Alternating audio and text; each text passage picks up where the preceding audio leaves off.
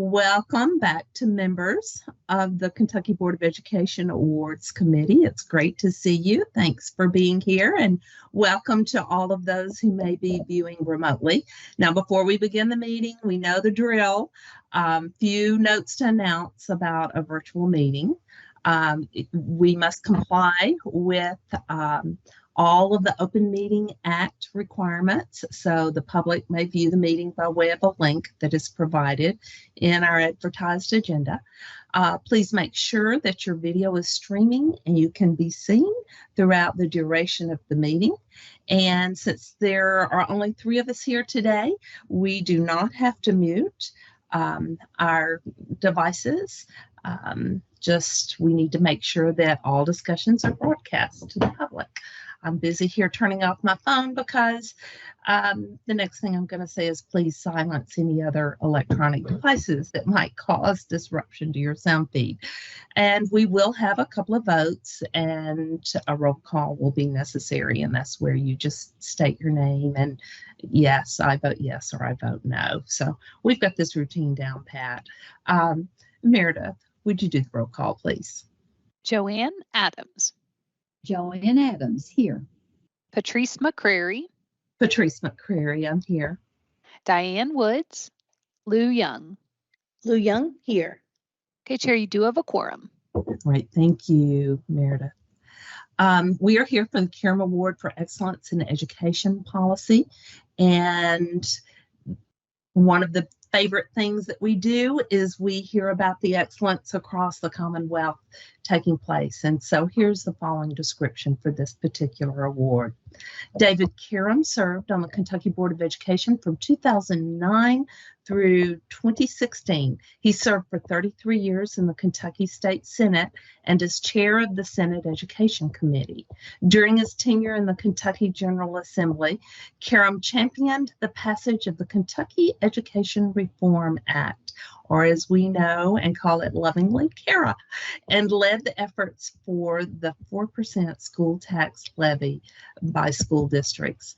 This award is given in the spring of each year to state policymakers, education leaders, or citizens who have made notable state-level contributions to the improvement of Kentucky's public education system. Criteria for the award includes demonstrated leadership in policy development, passage or implementation resulting in increased educational opportunities for students, improved educational post-secondary or workforce outcomes for students, or increased capacity of teachers or school staff to better meet the academic, social, or emotional needs of Kentucky's students. So, members of the committee, you were given the applications prior to the meeting, and so typically we talk about our particular candidates for discussion. I think today I'm going to take the liberty of saying let's discuss one particular candidate that may have risen to the top for you. Remember that we cannot discuss by name, and Perry has done a terrific job of redacting, so that's not an issue at all anyway, but we'll use the application number. We will then, once that candidate is determined, we'll have a vote to bring them before the board. So today, as you know, I do a rotation, and today would have been Diane's turn to step out. She is unable to be here today, but you know how diligent she is about everything and how conscientious she is about everything. She sent me a very detailed email about her selection. So on her behalf, I would like to present to you all her choice in the selection process. She felt very strongly that candidate number 2 was filled all the requirements. When looking at the scoring guide, she placed it up against the candidate's application, and it seemed to fit the bill. So her recommendation is for candidate number 2. Joanne, would you like to share your thoughts? I also agree that candidate 2 meets the requirements, and that would have been my selection as well. Excellent. Lou? Well, I am sorry to say none of the applicants reached the minimum criteria for success for me, mostly in the area of a lack of policy application, development and implementation and impact, which I think was really important to the heart of the Karam Award. So I do not have a selection that meets my expectations for this award. I understand, and that was my first reaction when I saw it. I thought that's big, but then the more I thought about the basis of this award, it can be a projection. It can. I feel like we need to look at it at times in a broader sense. In that, has an individual been a catalyst for this policy change? And I felt like this individual had been a catalyst to begin the policy change. If we might need to discuss the criteria for this award, because of all of the awards that we have, this one tends to be a bit more restrictive on how somebody can apply for it, because I think if they are not seen as the person being on a legislative floor making a bill or something to that level, it stymies some of the applicants we receive. So looking at it through that broader spectrum, I felt like this candidate did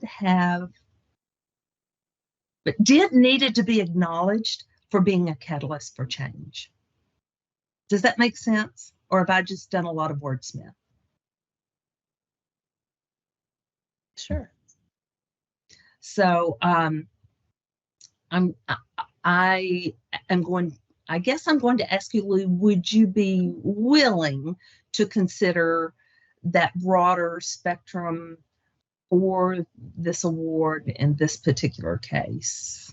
Oh, I would absolutely defer to my colleagues on the committee who have a selection, and wouldn't want the fact that, scoring is always to an extent subjective based on the way we have tried to define that criteria, and applying it narrowly or broadly is often the purview of the scorer. So I would absolutely defer to the committee on a selection. Joanne? Well, I agree with Lou in the fact that when I did score these, I didn't feel like the score was high enough to warrant this, but I did feel like the expectations were met to a degree. So I see both sides of this. Mm-hmm. It is a quandary. And my initial response, I will say my initial response was, is this going to be one where we say, let's go another round later, but at the same time, I feel like we need to celebrate someone taking a step. Celebration is never a bad thing. Right. So, Joanne, you felt two of the applicants came closer to meeting the criteria. True? Is that what?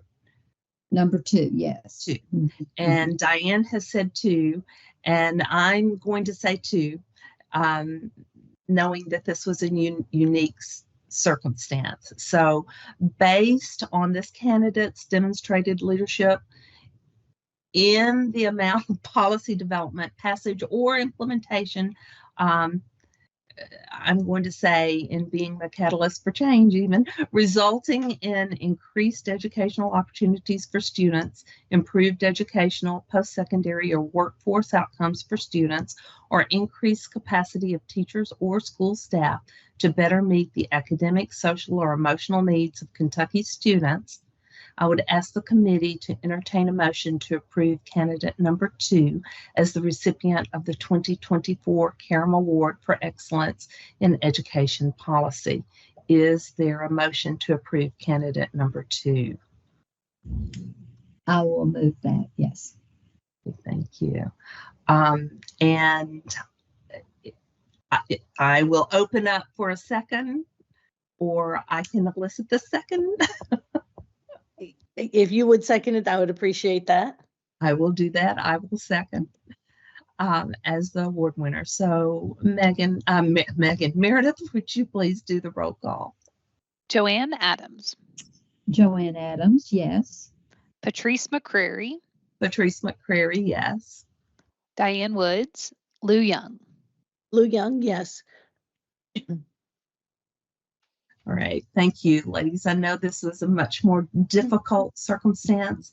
I would like to go on record to say that perhaps we need to look at a broader spectrum of this criteria. So, Megan, I do not, Megan, why am I calling you Megan, Meredith? Meredith, I am not sure what the protocol is for that. So that is something that the awards committee could entertain at a future meeting. So kind of reviewing the criteria really for all the awards. I think it's been several years since you've looked at the award criteria, and then you would bring forward a recommendation to the full board for revision of any particular awards that you so choose. I think that would be an excellent idea. So let's put that for future reference. All right, at this time, I need a motion to adjourn the meeting, please. So moved. Second. Thank you. And roll call, please, Meredith. Joanne Adams, Joanne Adams, yes. Patrice McCrary, Patrice McCrary, yes. Diane Woods, Lou Young. Lou Young, yes. Again, thank you very much, ladies. This meeting is adjourned.